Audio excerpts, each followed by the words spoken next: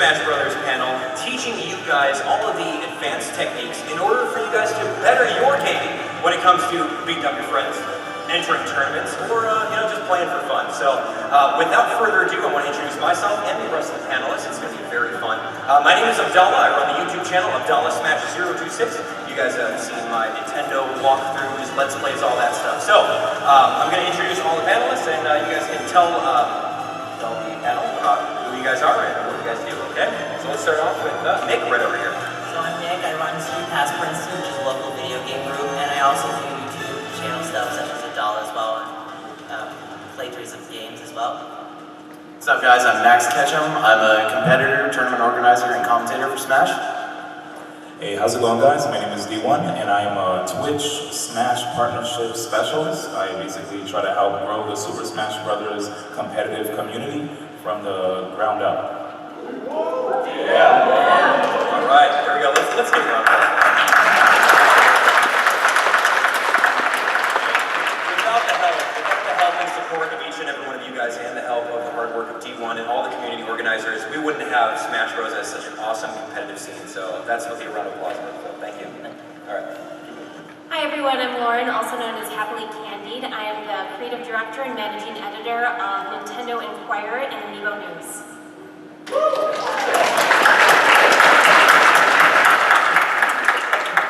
And I'm Jason, otherwise known as Amiibo Jason. I created Amiibo News last year with Lauren, and we help people find Amiibo and get all the latest Amiibo and Nintendo news. Yeah, that's right. So I would say you guys probably know the Amiibo News and all the alerts on Twitter, and how many of you guys have actually used Amiibo News for finding Amiibo? There we go, that's what I'm talking about. All right, so that's it, okay. So we're going to get started off with this panel. It's going to be very fun. We've got Max and D1 who's going to be showing off the techniques, giving you guys a little bit of a visual.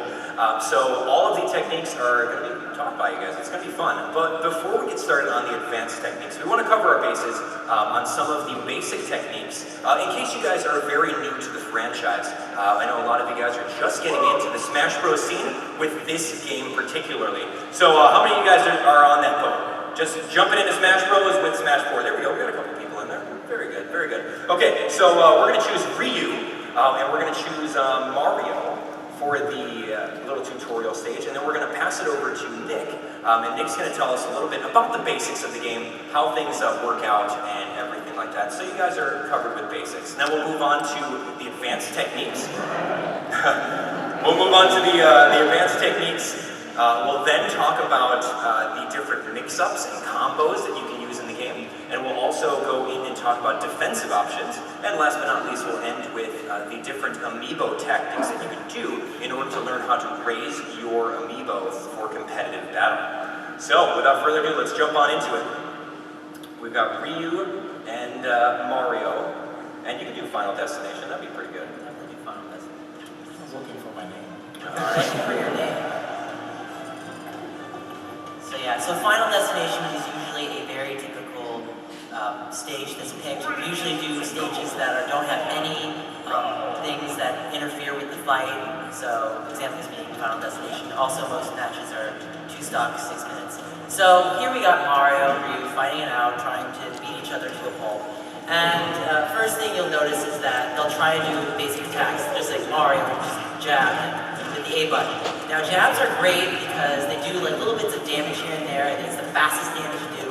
While it doesn't tack on the most type of damage, it's definitely effective at trying to get little bits of damage at a time without having to worry about too much wasted time, and you can recover from it very easily. Next, you've also got your tilts. You can do a forward tilt, a back tilt, a down or an upper tilt. All are very directional. And tilts do slightly more damage than the basic damage of the jab. So if you do a tilt, you can acquire a little bit more damage, and the placement of it is very key, because if you're in the wrong area, then you might get vulnerable hits.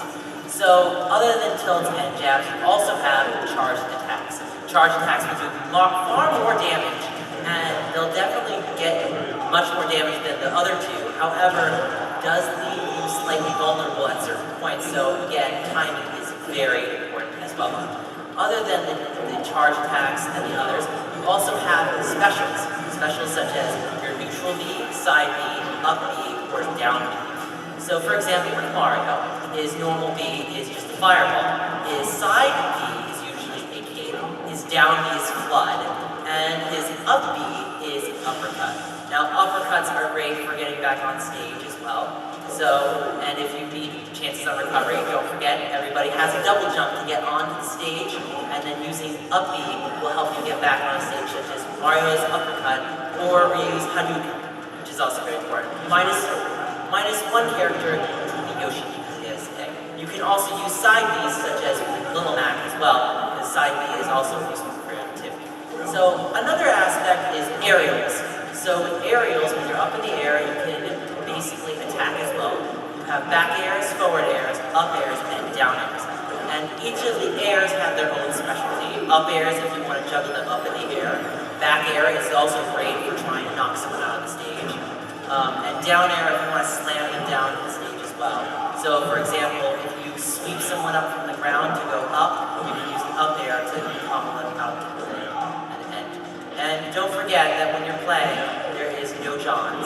So definitely remember that, because if you make any Johns, there are people will be laughing at you. And then for those that are not familiar with the term no Johns, what does that mean? No Johns basically means no excuses. Don't make any excuses about what you're fighting. So, absolutely. Okay, so very good demonstration there. So that is pretty much the basics of how you play. Now keep in mind that each character is very different. Pick a play style and pick a character dependent on your play style, and then just learn all the different attacks, the different spacings that you can do with that certain character, so that you know the character's limitations. It's always good to main a character, i.e., you can be Mario, you can main Mario as your main guy, learn everything about him, learn the matchups, learn as much as you can so that you know the limits of that character. So moving on to advanced techniques, we're going to cover a lot of things that you may know and some of the things that you may not know. So our goal is to make sure that you learn about them, utilize them into your gameplay, and possibly win some tournaments in the future. So for starters, we're going to talk about short hops. Now what short hops is, it's pretty much where you press the button input, i.e. whatever button you have for jump, and then you use an attack. You can do a short hop neutral air, which is very, very good for spacing. The whole point of short hops is to make sure that you move your character in a way that you keep momentum or you shift momentum while attacking. You can do short hop up airs by the use of the C stick, or if you're good, just holding the up air. And you can see Mario can bust these moves out really, really quick, and also take care of covering spacing too. So you can do short hop up airs, you can do short hop back airs. So ultimately, learning how to short hop is going to be very key to victory. Especially when your opponents are coming right at you, they'll definitely mix it up. You can do short hop specials, you can short hop anything, just learn how to do that. All right, also there's a concept of auto-canceling the landing lag of certain moves. As you guys know, like Mario's forward air, for example, if you use it in mid-air and then you land, there's a little bit of a cooldown which will leave you open. But if you time the jump perfectly and then land while he's pretty much flipped all the way through, you'll notice that he's got no landing lag with that. Now keep that in mind for the majority of the characters. The amount of a jump that you're going to need for each of those characters is going to be slightly different. So once you master the auto lag cancel from the aerial attacks, you'll be good to go and you won't get punished as often. So keep in mind that if you do see an opponent using an aerial and then landing with a lot of landing lag, definitely take advantage of that. All right, one of the other things with aerial moves is reverse aerials. This is one of my more favorite techniques. This is if you're charging at an opponent, you can literally run, turn around on mid-ground, and then jump to keep the momentum and then bust out a back air. So for example, Ryu's back air is very strong in this game. So if he wanted to mix it up by running at Mario, he can run at him, turn around very quickly, and then bust out the input for a back air. Same thing with Mario. Mario is one of the characters where his forward air is a spike, and you may not want to be in a situation where you want to spike, but you want to do some damage or knockback. So if Mario comes running at Ryu, he can quickly turn around and then use a back air in order to get him, just like that. Okay, so learning about reverse aerials is another arsenal that you want to put in your list. Okay, so we're going to talk about a little bit of ledge techniques. things that you can do off the ledge. So ultimately, like Nick was saying, you want to knock your opponent off the ledge. We can do a bunch of things such as jumping off the ledge. You can do a stand-up. Why don't we show jumping off the ledge, just pressing jump. There's so many different options once you're over there. Just pressing jump allows you to go up. Pressing up allows you to just stand up. Pressing the attack button allows you to simply do an attack off the edge. Let's see that. There we go. Just do an attack. And then also you can press down or away and then use your double jump to attack up. That's a very, very good technique as well. But it's very risky too. So learn that.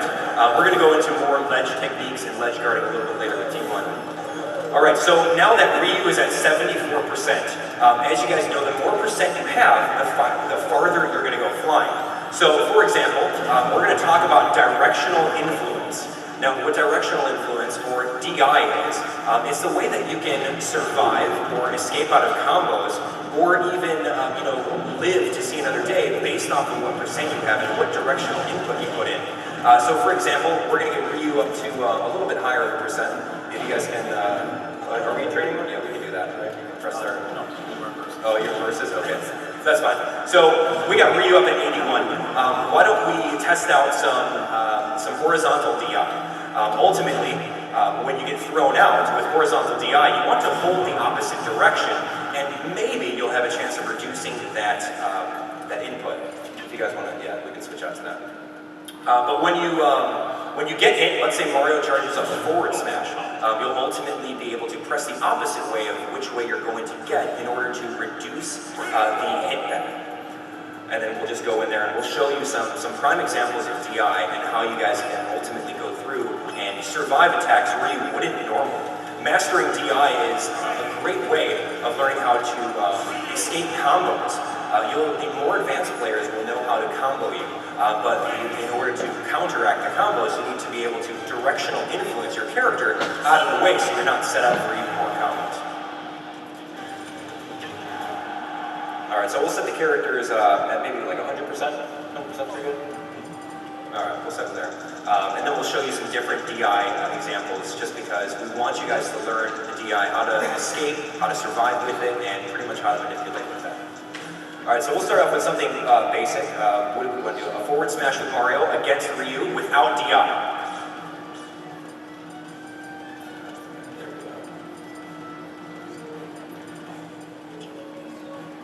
Okay, perfect. So Mario's going to do a forward smash on Ryu. And as you can see, that killed right over there. Usually when you see the red lines come out of your opponent, that usually means you're going to die. Now, as you guys can see, we're going to try to move a little bit more. And do a DI example. So he's going to hold a different direction, and as you can see right over there, Ryu surviving. Which way do you guys help towards Mario? And by doing that, you reduce the hit back. So if you do it correctly, you'll be able to survive. Same thing with directional influence towards up attacks. So like maybe a tilt or an up smash. If Mario does an up smash on Ryu, if you hold perpendicular to it instead of straight up, you'll be able to move a little bit more towards the side and potentially survive it. So make sure that you guys are on top of learning DI. Different attacks do different things, so know what kind of trajectories your opponents are using so that you can DI accordingly. So why don't we do a back throw with Mario. Usually Mario's back throw is the strongest of them. Now, that's usually the point where, okay, well, you make a decision, a snap decision on where you want to DI. Obviously, you're going to be DIing towards the stage, but sometimes, you won't always make it. So that's directional influence in a nutshell. There we go. He just did it right over there. As you saw, he died previously. All right, so one of the other advanced techniques that you guys know from the previous Smash Bros. Game is the concept of teching. Teching your attacks. Let's say you get hit by something. If you press the shield button right before you land, you'll be able to tech the attack in order to quickly get up. See, as you can see right over there, there's a perfect example of instead of getting bounced upwards in order to get combo fodder, if you're very good and you have pretty good frame perfect timing, you'll be able to tech and attack. Now with teching it, you can also roll to the left and to the right behind the opponent, and that was really good. So give a round of applause for that. That was pretty perfect. Good job. That was awesome. So also teching is a technique where you can tech to the left and tech to the right upon getting hit by something. So as you can see, we got Meteor Smash, he tech backwards in order to space himself a little better. You can move to the left or to the right. There's even a time where, let's say Ryu is coming back off the stage and Mario wants to jump and hit him towards Final Destination to bounce him off. You can essentially tech off of walls in order to survive instead of getting bounced all the way back. It's a little bit harder to put into practice, but with something like that, you can tech off of walls if you're holding the up button. Yeah, there we go. That was pretty decent right there. Anyway, so tech off the walls, that's a good one. All right, so now let's talk about specials really quick before we move on to the next one. There's a concept of B reversals. B reversals is a very awesome way of either switching your position of your neutral B or side B in order to manipulate momentum. For example, Mario. If Mario is facing Ryu right now, usually his fireball will go one way. If he's facing the opposite way, if he's facing the opposite way for you, he can easily turn around and throw a fireball by inputting the direction and then the B button. That is what that's a reverse B or a reverse special. If you wanted to do a B reversal, a true B reversal, you would press the B button and then quickly choose the opposite direction. And that gives you the momentum shift rather than just turning around. So you can show some B reversals with Mario in mid-air, switching up your actual momentum a little bit. And that's always good for mix-ups. And you can definitely use that with any character that has a neutral B that kind of shoots out. All right, so right now we're going to move on to Max. Max is going to tell us a little bit about combos. He's going to talk to us about mix-ups and the different tiers and all the different characters as of right now. All right, what's up, guys? So, first I'm going to kick it off with movement, because I think that's one of the most important things, movement and spacing, because that's what helps you land the first hit on your opponent. Before you worry about combos, you got to worry about getting that first hit. So, there are a couple different ways to move in this game. Of course, there's walking and running, which everyone knows about. You walk by just tilting the stick, and you can dash by tapping it hard, either way, right? And out of a dash, your options are limited. You can only do dash attack, dash grab, dash shield, which you can't do in like the start of your initial sprint. You have to run a set distance before you're able to block. You can jump, and you can do special moves. So, while it doesn't seem that limited, dashing actually is a pretty heavy commitment. So a lot of players will choose to walk if they want access to stuff like their jab or their tilts. That way, you move a little bit slower, but the trade-off is that you get access to your entire moveset. And spacing is the concept of using the maximum range of your moves to avoid punishment. So if I'm point blank on Mario and I do my forward tilt, he can just block it and shield grab me every time.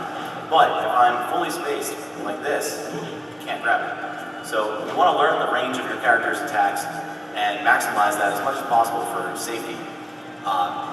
Safety is basically just not getting punished and making sure you're able to move as soon as possible. You don't want to pick moves with heavy commitment and long end times. Now, there are a couple of movement techniques. You can cancel your dash into jump, which we already went over, right? But you can cancel your jump into other things like up smash or up B, because the game actually has a little window where it's like, oh, he hit up to jump. I don't know, we're going to give him some forgiveness time to maybe do an up smash or an up B instead, and that's what makes room for cancels and other cool stuff like that. So you can run and directly do an up smash with the C stick, or you can jump cancel your up smash.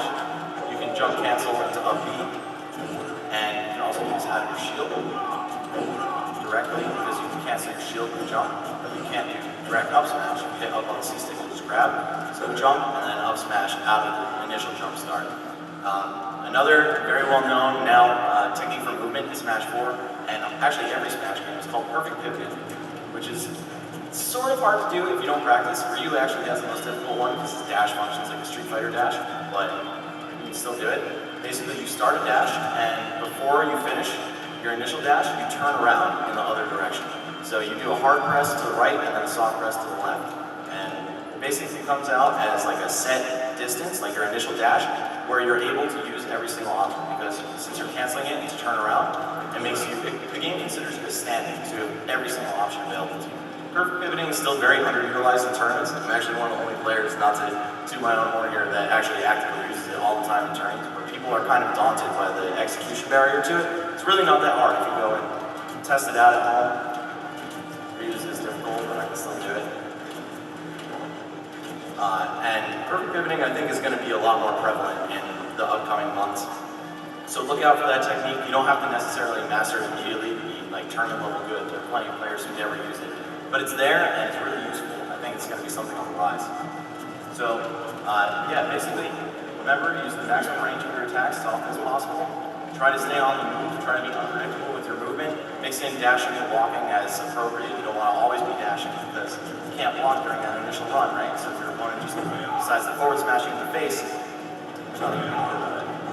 And remember, when you're walking, you cover less ground over time, so you have to compensate for that as well. So now moving forward from that, we've got combos. Everybody loves combos. Mario, we've got some real easy mode combos to help us demonstrate. So basically, there are a couple kinds of combos. There are true combos like Mario's down throw into up tilt times a couple, like that. That's guaranteed, no matter what. And actually, you can't see it on the combo counter because Mario is the computer opponent here in training mode. But it's a guaranteed combo. There's nothing you can do to stop that down throw to up tilt at lower percents. Now, combos work depending on your opponent's percent. At lower percents, since you send them less far, it's a lot easier to set them up for a following game. But when they start getting higher up there, you have to be creative with how you're going to combo. So if I hit Mario at, say, like 30% with down throw, I can combo him into forward air. It doesn't show us the trick combo because the throws in training mode are weird. But as he gets past, 50, 60%, he'll start to go too far from the throw, and I'll have to figure some other things out. He can air dodge, so I have to wait for the air dodge now. Oh, that was terrible. But you can see, you wait for the air dodge, you punish the ending frames on it. That's not a true combo, of course, because your opponent's able to act out of it, but it's kind of like a reset in Street Fighter. If you guys follow other fighting games, commentators will often use that term, reset, which means you hit somebody, and then you stop your combo midway through to restart a new combo that's even more potent. And if you get that read mid-string, your opponent is already, their options are already limited because you've been hitting them. So it's not like they're on the ground with 100% of their options available. If they're up in the air, they can only do air dodge or aerials or basically any air moves. So to account for that, or rather you do account for that when you're doing reset-based combos and just non-guaranteed follow-ups to try to keep your offensive string going. You don't have to drop it just because you can't do true combos. Now, a little quick addendum to both these things is mix-ups. So, back to movement and spacing. When I'm trying to get that original hit on my opponent, of course I want to move well and space well so I can hit them, right? I can make sure that they're within my attack's hitboxes. But also, if I do the same thing over and over again, if I just run at Mario and dash attack all day, he's going to block it eventually, right? So, very elementary mix-up is, instead of this, you just run up and grab him because grabbing beats shield. There's a kind of rock, paper, scissors triangle in this game, in all fighting games, where grabs beat shields, shields beat attacks, and attacks beat grab. So, if Mario's trying to grab me, and I'm just jabbing, it'll just go clean through his grab. But if I'm blocking, Mario can just grab me. And alternatively, if Mario's going to attack me, I can just block it and then punish him. So, you always have to be mindful of this, and if you've attacked your opponent, just like random dash attack them the last 6 times in a row, chances are they're going to start catching on to that. So mix it up with grab. And if they start catching on to that, they're going to start either spot dodging or throwing an attack to beat you. So block their attack, or wait out their spot dodge and grab them after.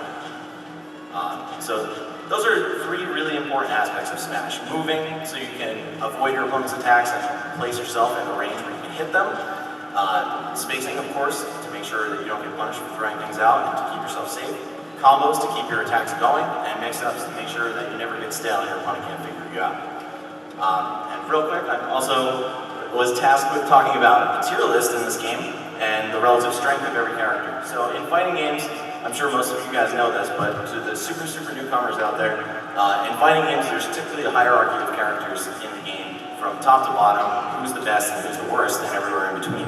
And competitive communities love going on message boards and Facebook and making sometimes angry, very passionately fueled posts about this kind of stuff, like, oh, my character is really good, or my character's not as good as you think, blah, blah, blah. And Smash 4 is actually kind of an interesting case because although we know there are some certain strong characters in this game, there are also not that many weak ones. And since the game is so new, it's very underdeveloped, and not a lot of characters have a definitive tier list, if any. I think no one has really come to a consensus on who the best and worst in the game are. Granted, there are some characters like Sheik. Sheik is very strong. Rosalina, very good character. Zero Suit Samus, we know those characters are really good. But then there are also characters like Ryu, who seem to have a lot of potential, but also a very high execution barrier. And since he's the downloadable character that just came out in June, his metagame is much younger than everybody else's. So nobody has really developed the character. We're not sure exactly what he's capable of. And every character in this game this applies to, because the game's been out for less than a year. So we don't know exactly who the best and worst characters in the game are, if there's even such a linear tier list in this game. You'll see older games like Street Fighter 2, Melee, like you know the tier list in these games. Fox and Falcon Melee, top tier. And in Street Fighter you've got Sagat, who's ridiculous, Akuma, who's bad. You know these characters are really, really good. And by contrast, with Pichu in Melee, who's trash. Everybody knows that. But in this game, everyone, who seems to be bottom tier on day one, like a lot of people thought Wii Fit Trainer was hot trash. And recently, she's been on the rise. People have been discovering her metagame and figuring out a lot of cool things with the character that actually make her kind of viable in tournaments. So typically in tournaments, you'll most see top tier characters. But in Smash 4, since we're not sure who that even is, there's a really diverse character spread. Of course, you'll see a concentration of Sheiks, Zero Suits, Rosalinas who have shown early promise and are a little bit more pick-up-and-play friendly, whereas Ryu, who has all these crazy cancels, like out of his focus attack, manual input, shurikens, and and stuff. These are more complex characters that are going to evolve over time and could get a lot better. So you never know. The tier list in this game is definitely not set in stone by any means, and things can change even like 12 years down the line. Just now in Melee, Yoshi is getting put on the map by a player from Japan named Amsa. Nobody thought this character was even a tournament threat. All of a sudden, he's breaking into the top 10 of the tier list because the metagame is evolving. People are discovering things about a character that they never thought were possible. Okay, that was awesome. So that's a lot of information right over there. Now, Max is talking about all the different ways that you can attack. Now, D1's going to talk about the defensive options that we're going to do. So when you're getting onslaughted by someone who's really, really aggressive, D1's going to tell us all about different shielding, different defensive games, and then the very, very awesome ledge guarding. Even though, yes, attacking your opponents can definitely help you prevail, having a good defense can help you get the upper hand against a really overly aggressive opponent. So I'm going to be touching on shielding, ledge guarding, sweet spotting, and also shield drops. So the first thing I wanted to touch on was the basically best option in the game here, which is shielding. It beats out all attacks, and the majority of the characters moveset in Smash are attacks that are basically blockable. You do have access to grab, which can beat it, of course, which plays into the rock, paper, scissors that Max was touching on before, as you can see. And one of the cool things about shielding is that even after you shield, you have many different options out of shield. After you block an unsafe attack, you can grab your opponent and then proceed to combo him accordingly, or even toss him off stage for edge guarding opportunities, which I'll touch on a bit later. Out of shield, not only do you have shield grabs, but you also have spot dodges, which can help whenever your opponent goes for a move that basically has them committing, right? If you like a Marth, if you were to go for a forward smash, I know many of you guys probably have friends that play Marth, and they just hit forward on the C-stick like all day. So ways for you to beat that is actually right after, the moment you see the forward smash coming, you can just like spot dodge it. And sadly, I am trash at spot dodging, it seems. But spot dodging definitely does help, as you can see right after Mario spot dodges the attack, he's able to act immediately. But one thing, guys, if you spot dodge way too much, your opponents may start baiting it out. So watch this. If I go up to Max and I keep going, okay, there it is.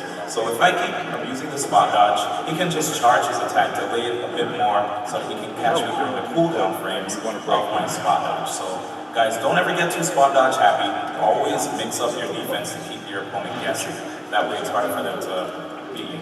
Now another thing I'd like to touch on is shielding. You have access to, jumping on a shield. When you shield, you have, the reason you want to jump on a shield is, first off, if your back's to the corner, there are times where you can either get out of a pressure situation by jumping, you can also roll. The cool thing about jumping as well is that you can do a jump cancel up smash out of shield. So there are times where if I were to block my opponent's attack, I can immediately up smash on shield when my opponent has more range reverse. Yeah, there it is. So block a laggy attack. Oh, my shield's about to break. Oh, mine's already on shield. Thank you. So yeah, if while I'm shielding, I also have access to rolls. Rolls are one thing that many people instinctively use in Smash, it seems. I don't think I've ever heard anyone just like teach other people that they can roll. They just do it like instinctively. So the cool thing about rolls is that it allows you to reposition yourself on stage, right? Characters, of course, have rolls that between characters, rolls have different lengths. Like they don't. The thing about rolls as well is that in this game, rolls have a little less cooldown than previous versions of Smash. So you can use it as a way to escape pressure, right? I'll show you right here. Max is trying to attack me, and I roll out of harm's way. A lot of players tend to roll whenever their back's to the corner. You don't want to do that way too much because sooner or later they're going to read that and punish you accordingly. As such. Now we're also going to move on to ledge guarding. Ledge guarding, of course, is what you're going to have to do in order to not let your opponent come back on stage and smash. You know, I guess that's one of the things that separates Smash from other fighters. When you play conventional fighters, usually the battle is just mainly on stage, right? But in Smash, you also have to make sure your opponent does not come back, which I think is why I really prefer Smash over other fighting games. Even though Sakurai calls it a party fighter, but anyway. So I'll have Max come back. Oh, I guess I'll try to come back because I'm on like 9%. So right here, I'm trying to basically come back on stage, and what Max is going to do is intercept my recovery. Mario's up B is pretty difficult. Okay, there it is. Well, let me see. Double jump. Darn it. Okay, I guess. Anyway. My Ryu is nothing to write home about. This is just for demonstration. Yeah, sorry guys. But yeah, when it comes to ledge guarding, I think one of the best things you guys have to keep in mind is taking away your opponent's double jump. Once you take away their double jump, then they have to commit to just using their up B. And a character like Mario, once you take away his double jump, watch. Oh goodness, my recovery's so good. But yeah, once you take away their double jump, it's really hard for them to come back on stage, especially if their up B doesn't allow them to come back from a far distance. Alright, so I'm just gonna burn my double jump earlier. In any event, one of the cool things also about ledge guarding is if you need to know how far your character can go off stage, right? Because a lot of players, whenever they get into Smash, they're really scared to just jump off and actually edge guard their opponents. So what you need to do is actually go into training mode and see how far your character can go off stage. And keep practicing to see how far you can go, you know, to do an attack and see if you can also return afterwards, just like I did. So, and that way you can become better at ledge guarding, because if you do miss the opportunity to edge guard your opponent, at least you'll be able to come back and then try again. Now, as far as sweet spotting is concerned, sweet spotting is really important in Smash. It's easier to let snap in this game than in previous versions in Smash. So all you have to do basically is make sure you're right near the edge, and you'll be able to auto snap. There you go, just like that. Here's the thing though, guys. If you already grab the edge and you up B again, I'll show you right here, Max will demonstrate, I will lose invincibility, just like that. So don't think you can just keep hanging on the edge, just like one particular Jigglypuff did at Evo 2015. Shots. So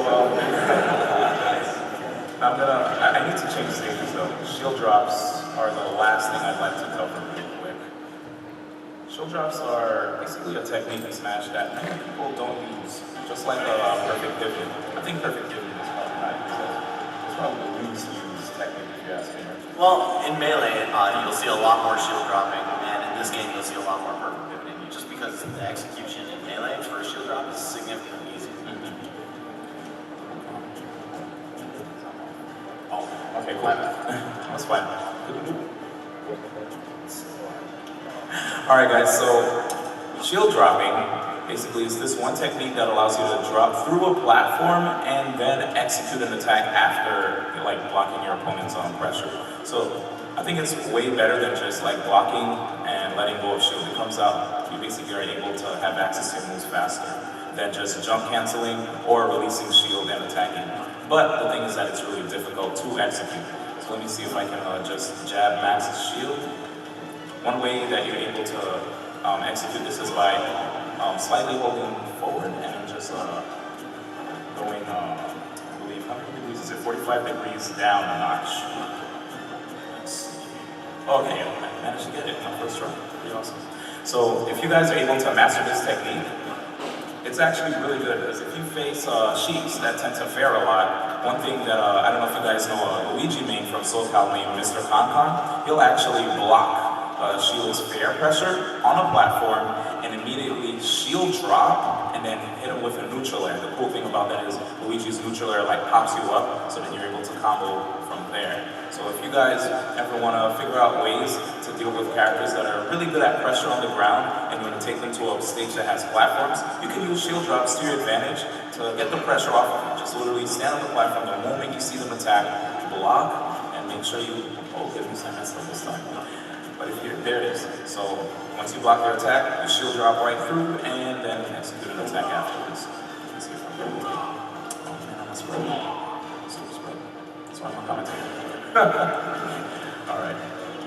But yeah, I think I basically got the, you guys got the message, right? You got the gist of that? It's a pretty advanced technique like you guys talking about. Really? Alright, so we're a little bit past the halfway mark. We got something very exciting for you towards the end. But before we get to that, we're going to talk a little bit about the Amiibo compatibility in Super Smash Bros. For Nintendo Wii U and 3DS. How many of you guys are avid Amiibo fans out there? Yeah! Okay, how many of you guys leave your Amiibo in boxes and don't ever touch them? Okay, yeah, something like that. How many of you guys actually open up your Amiibo and play with them? There, okay, I'm with that too. Okay, so our good friends over at Amiibo News, Jason and Lauren, are going to tell us a little bit about different advanced techniques that you can use in order to make the best Amiibo fighter in Smash Bros. Possible. All right, so who wants to talk about Amiibo for a little bit here? Because I think that's going to be the big thing that we can bring to this table. Because this was a great panel, but I had no idea what you guys were talking about. I was watching the entire thing and I'm just blown away by the advanced techniques of this. I have been playing Smash Brothers since 1999, and I have sucked at Smash Brothers since 1999. I have never been a good player, I've loved it, but what I do know is Amiibo. And this little guy is named Yogurt. He's going to be our test kind of dummy for today. But honestly, Amiibo have brought this entire new, honestly, play mechanic to Super Smash Bros. It's a completely new game. I absolutely love what you can do with Amiibo, and I'm going to pass it off to Lauren to kind of give you an overview of what they can do, and then we're going to tap on Yogurt. I'm just going to give you guys a general idea of how customized Amiibo can go. It's really important for me to preface this. There is no right or wrong when it comes to customizing an Amiibo. There are just different styles. It really varies depending on the person. In my opinion though, there are two very important Amiibo building styles. And it really depends on the player's goal, ultimately in the end. The first one is, do you want to reach level 50? A lot of times people think that level 50 means that their Amiibo is the absolute best, the absolute highest they can go, and they're going to beat everybody, and that's absolutely not true. That's why I tend to prefer the second technique, which is making an Amiibo as strong as possible by deeply customizing it through various other methods that Jason is going to get into more detail in a minute. And then really, it's just, I want to make sure that everybody knows that it's very important that Amiibo builds are all about customization. That's what sets apart Smash Bros. 4 apart from everything else. It's bringing those Amiibo to your friends and customizing them in a way that makes the Amiibo, how do I want to say that? It makes it yours. It makes it yours, yeah. That's it. It brings your personality, your gameplay into this little figure, and that's what Amiibo is all about. So we're going to be pretty brief with this because we know that we want to spend a lot of time on what we're going to be doing next. So I actually tapped into Yogurt earlier today, so we're going to get this thing started right away. So Yogurt is a brand new fighter. We just opened Yogurt. It's an amazing yarn woolly Yoshi. If you guys haven't seen this thing yet, oh my god, they're cute. Best thing ever. So we're going to tap this one in right away, and I kind of want to give you an idea of where you want to start with a beginning really training Amiibo. So with Yogurt, we'll tap him on right now. It is level 1, excuse me, we haven't touched it yet. So what I like to do in these cases, when we have a brand new Amiibo, I put it into mirror mode, and I put a level 9 Amiibo on it, not level 9, level 9 CPU on it. So let's check this up here to 9. So some people will say throw 4 of them in there right away at once. I recommend that you don't do that. Imagine this thing is a baby, level 1 through 10, it's in its infancy. It's going to be when it's going to learn all of its advanced moves. When you have 4 Amiibo kind of duking it out right away, it's not going to pick up on things as quickly. So you want to make sure that you're going to have one CPU that's going to destroy it, so just wipe the floor with it. I recommend going to Final Destination, set it at random. We're going to let it go from here. So more than likely, you're going to see this thing level up at least once or twice just during this couple minutes that we're going to be talking. It's not overly difficult to get an Amiibo to level 50. In most cases, if you just leave the system on overnight, it's going to hit level 50 by the time that you wake up the next morning. But that's not fun. That's not what you're supposed to do with these things. You're supposed to make it about you. So like I said before, from about level 1 through 10, set it up with a single CPU, level 9, and beat the crap out of it. After that, you're going to have a whole bunch of gear, and that's when you're going to want to decide what you want to do with it. I generally recommend, depending on what kind of Amiibo you have, let's say you have Bowser, he's a heavy fighter. You can dedicate all of your gear for like speed, if you want to add like a different level of speed to Bowser. Or you could add more strength, but you also have the option for defense as well, so it's really what you're looking for.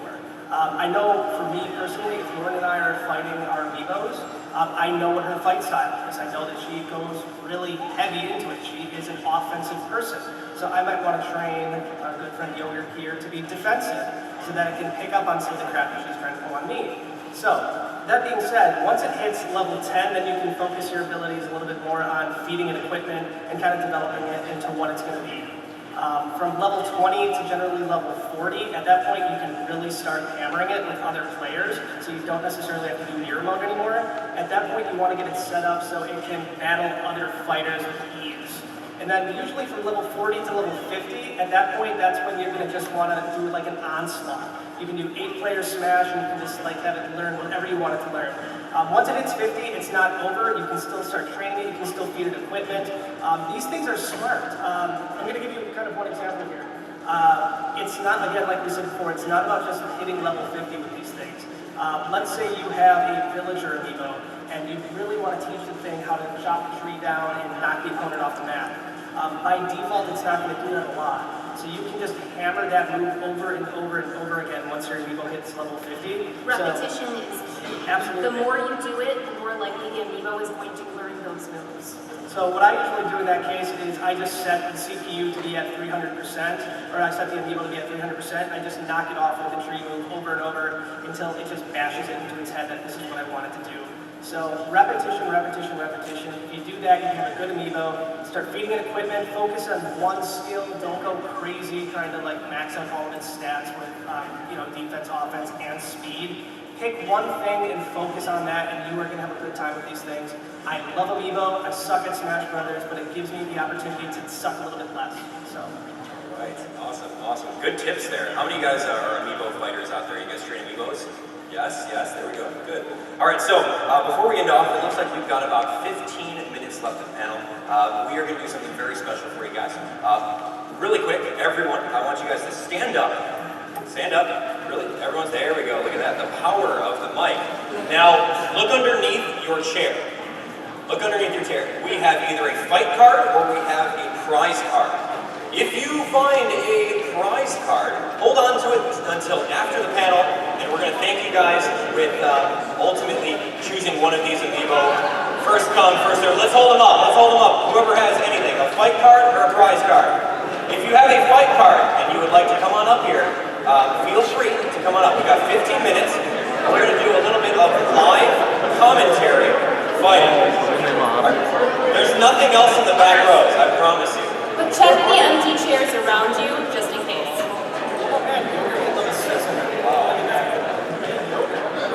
Okay, so the people who have the fight cards, why don't you guys line up right over here for me? We're going to do a quick 2-round Super Smash Bros. Battle with pro commentary. Come on up. Alright, you can just hold off right there. We're going to wait until everyone kind of settles down.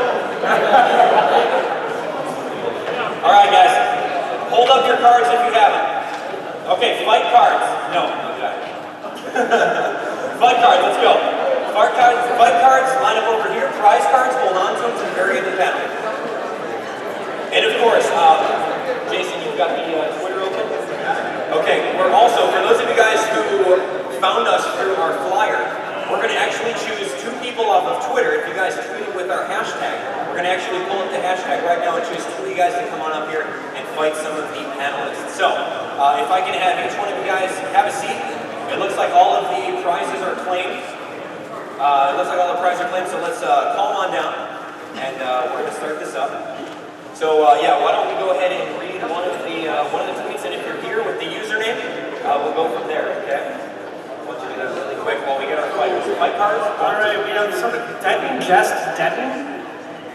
What is his name? Denton, Dark Pokey 55. All right, if that's one of you guys, just come on up. Adam Geitman. There we go. Okay, there we go. That's our one guy who tweeted out our hashtag. Thank you. And let's go, we have Yoshi1up, at Yoshi1up. Hey, there we go. Okay, awesome. Good job. There's a lot of people using that. How many tweets did you go through? We have about 18. Okay, not bad, not bad. That's okay. All right, so here's how it's going to work. We're going to allow you to choose one of us to battle, of course, and then that person's going to be out for the rest of the tournament. So choose wisely. Now that you're lined up first, you can choose who you want to fight, and then we'll do a 2-stock round, 1 round only, with pro commentators, D1 and Max, pretty much telling us and teaching us the advanced techniques while we're doing it live. Okay, so come on up. You pick someone to fight against. And then come on up and you can introduce yourself. Come on up here. Let's give a round of applause.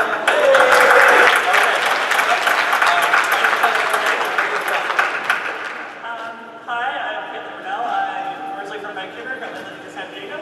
Okay, awesome. Who do you want to challenge out of all of our panelists? Oh my gosh. I kind of want to challenge you, Vlad. I could maybe. Okay.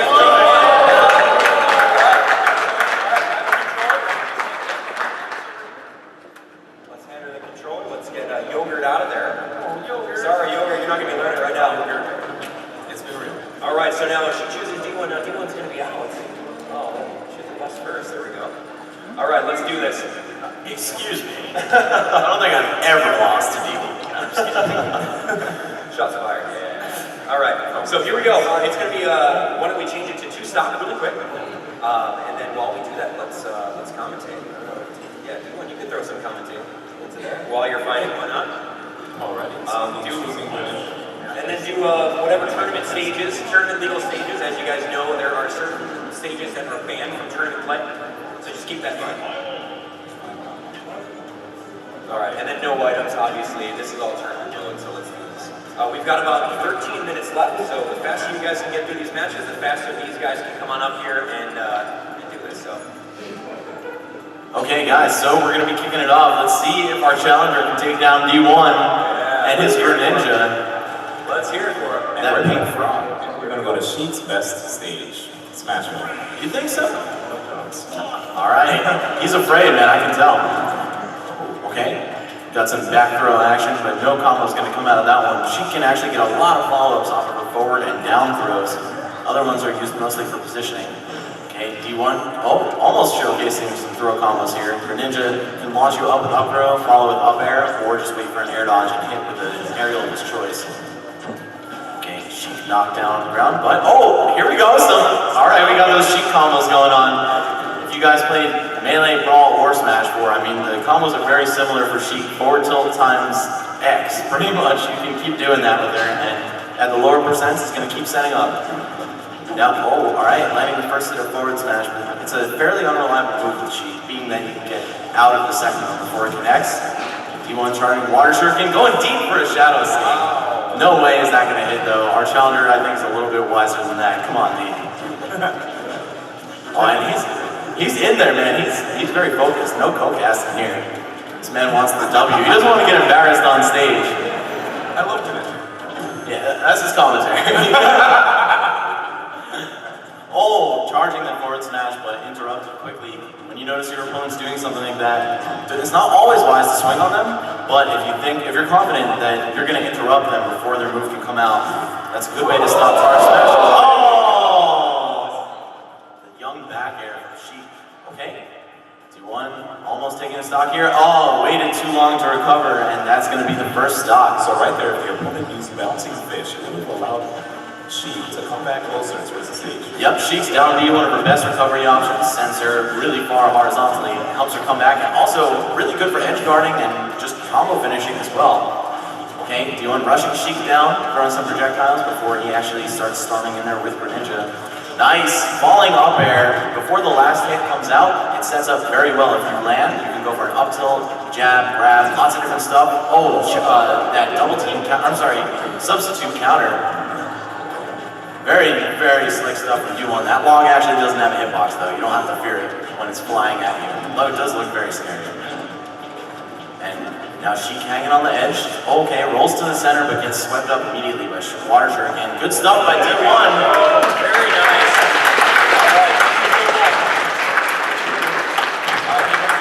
One of the main things that I was focusing on against my opponent was early double jumps. Like I was telling you guys, when it comes to ledge guarding, always look out for your opponent double jumping earlier so that it's easy for you to edge guard.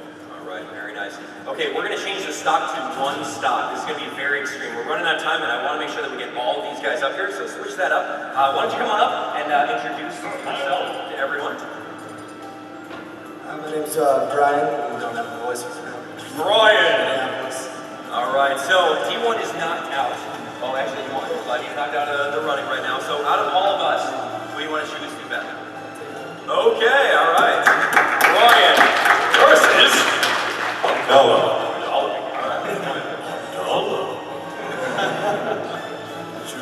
One stop. Is that Xander Mocus? How much?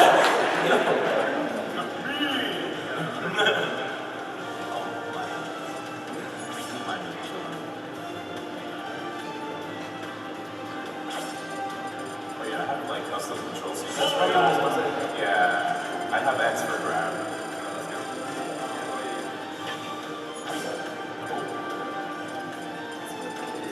Oh, you have to hit player gold up. There we go. All right, let's this baby. All right, let's do it. So, Luigi versus Mario. in my, I was gonna say, in my opinion, Luigi is definitely better. Luigi, you think Luigi's definitely better than Mario? I think the Japanese Mario has better recovery. The Japanese disagree with you heavily, man. They've got Luigi pretty low on their tier list over there. I think, one of his main weaknesses is that he gets pushed so far away and his shield due to his low traction that a lot of things that aren't normally safe are safe against Luigi. Also, I thought Abdallah made Little Mac for some reason. What happened to that? I did last year. I did main Little Mac last year, but I'm tired of getting gimpy with it, so I need something a little bit more well-rounded. That's why I like choosing Mario, because he's got the cape, he's got a very good up and B, he's got a very good juggle game. I feel that he's just well-suited for my play style specifically, so. Yeah, Mario's definitely an all-around character. Everything basically makes sense with Mario, right? You hit up smash and you have an anti-air that's invincible. I think the game is programmed around Mario, so there we go. He's got wall jump, he's got access to wall jump, he's got very quick aerial attacks that come out, he's got air smash. He's got one of everything, I would say, so he's like the greatest character I like. That was actually a really impressive up-angled forward smash to catch Mario out of the air. Yeah, that also has some extra kill power on it too. A lot of forward smash in this game can be angled up or down just like that. It changes the properties slightly. Now this Luigi, looking like he's gonna take a game. Abdallah, you can't let these challengers think they're good, man. I'm getting distracted with like commentating. You got this, man. No, I got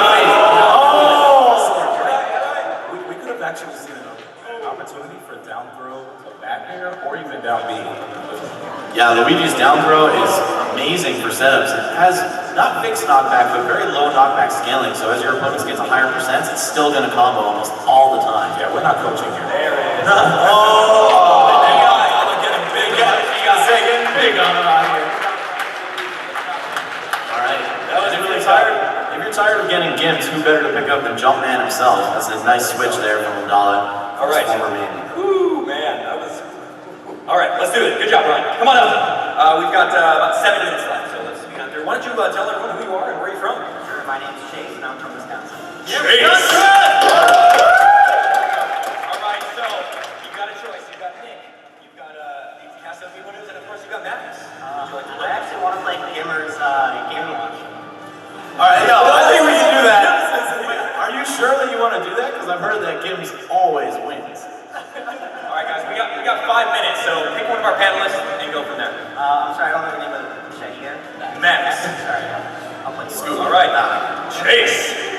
versus PAX. There we go. Excellent. Good job. All right, let's do this. We got 5 minutes left, guys. Let's make it count. No camping. Everybody loves Captain Falcon. Oh, here we go. Show me moves. All right, let's do it. Let's come on in. There we go. Captain Falcon versus. Are you sure? I don't know what they've got. Yeah. So you can just make a tag. We'll just make a no tap jump tag because I think most people play that way. That's the real point.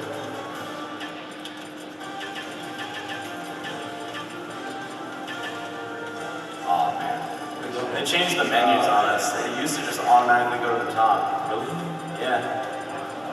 So is it settled at the bottom or it's just No, randomly in the middle? it's like randomly in the middle. No. Yeah. Oh, wait, no, that's no way. Actually, you know what? I'm just gonna edit the top tag. That makes a lot more sense. Yeah, soccer icons. Wow.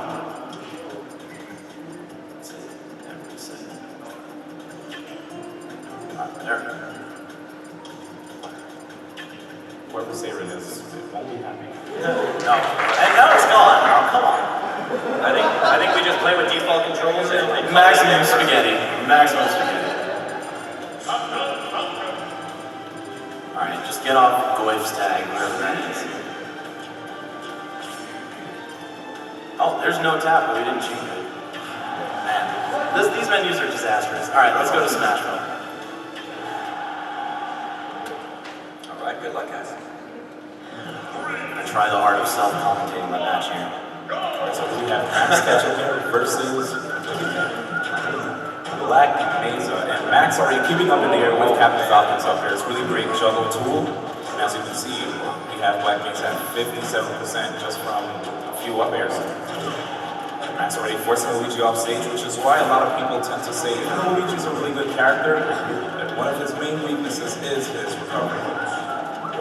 What you just saw there was Max basically punishing Black Mesa for not finishing his jab combo. Oh wait, opportunity!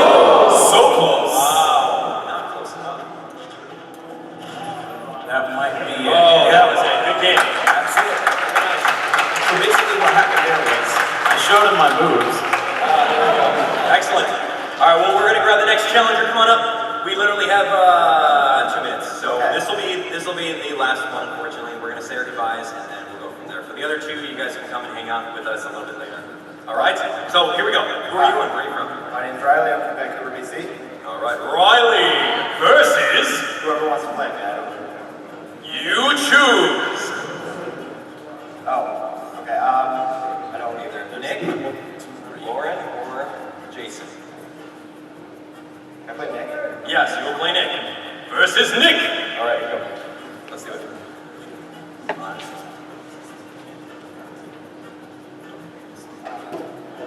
Alright, we got young Riley in the house. Let's give it up for the kid. Last fighter.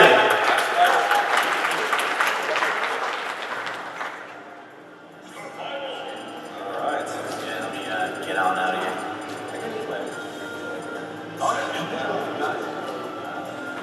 Alright, this man is serious. He wants to use his own controller. Not time. He's got it. It's already here. We're good. We're good. Okay, we don't have time for that, man. Come on, let's go. Ain't nobody got time for that. Nobody got time for that. you play with default controls. Awesome. All right, we got a third person in there. Eliminate that second one.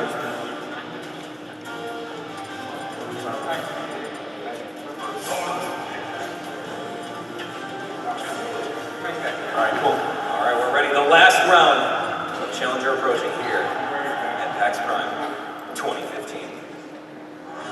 Make it a good one. Greninja versus Fox. All right. Fox, yeah. Two speedy characters. Both of them hit pretty hard, too. Fox, one of the definitive glass cannons of Smash, meaning that he dies and kills you super early. Greninja, on the other hand, has a pretty good combo game and full recovery as well.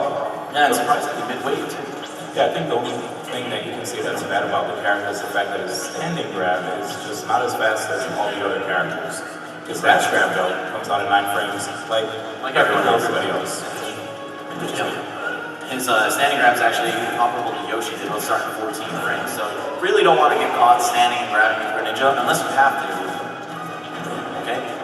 Fox is trying to rush Greninja down right now. Dash attacking into his shield multiple times. You can throw some grabs in there though if you know your opponent's going to be blocking. Exactly. This makes up for it. But it looks like Nick is rather sneaky. He lurks in the shadows and no way is that going to hit. I think Fox is ready. Oh, look at that. Auto cancel up air to Abdallah. This man can't repair. Vancouver. Okay, Nick said that Super Saiyan percent. Oh, he got capped though. Lost the 69. And okay, Fox just content to shoot lasers on the ground if he's not sure where Greninja's going to be. We've got a relatively even fight here. Ooh, forward smashing opposite direction. No, those shadow sneaks, I think he's like 0 for 20 on them. There's a launch, but immediately they're getting out of harm's way. I actually don't know too, but I'm just assuming Nick is Greninja. Yeah. Because that's what we were saying before. Okay, that's correct. Alright, the death blow is very close here. Up smash for Fox will definitely close this one out. Meanwhile, Greninja's going to need to put a little more work in to kill the 72s just too early. Okay. The neutral is just a non-Greninja off stage. Doesn't quite go for the ledge strum. Legendary, just do it, man. Risk versus reward. Get it done. Okay, we have a literal earthquake on the stage here. Okay, but he's so close to getting it done. Just one up smash is all he needs. But you can't force it too much. You gotta be creative about how you get your kills in this game. Nick is really patient. He's just actually just staying on the stage, waiting for his opportunity to strike. And if we see Fox go for another side B on stage like that, it might be the end. Okay, he's off stage. Water shuriken, is that it? Oh, very close. Good DI, good DI. Good try right there by Nick. The early pop-off, though, he taunted without killing him. That could cost him the game. One thing I've learned from competitive Smash outside of the game, you never pop off too soon. Oh, there it is! All right. Excellent work. Okay, so on behalf of all the panelists up here, I want to say thanks for each and every one of you guys coming out to our panel. Of course, if you enjoyed the panel, definitely tweet at @official_PAX. Let them know that you enjoyed the hashtag SmashPrime15. That'd be great. Thank you so much for watching. Of course, check us all out on our social media outlets, and we'll see you guys next time. Take care. Thank you guys.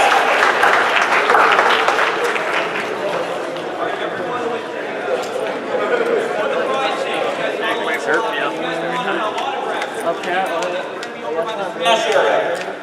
Autographs and Amiibo pickup by the Smash area. What are you doing here? Special?